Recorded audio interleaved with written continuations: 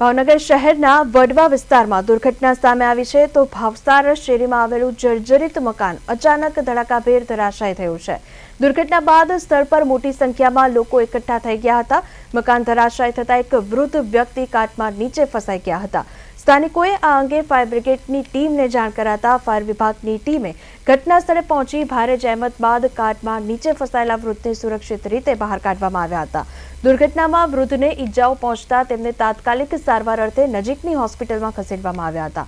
બનાવની જાણ થતાં પોલીસ, 108 એમ્બ્યુલન્સ સેવા, પીજીવીસીએલની ટીમ અને મહાનગરપાલિકાના અધિકારીઓ પણ ઘટના સ્થળે દોડી આવ્યા હતા।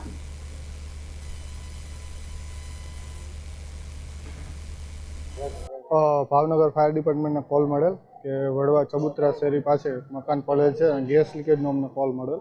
તાત્કાલિક અમે આવ્યા તો સ્થળ પર તપાસ કરતાં જોવા મળેલ કે એક વૃદ્ધ વયના કાકા હતા એ અંદર દબાઈ ગયા હતા।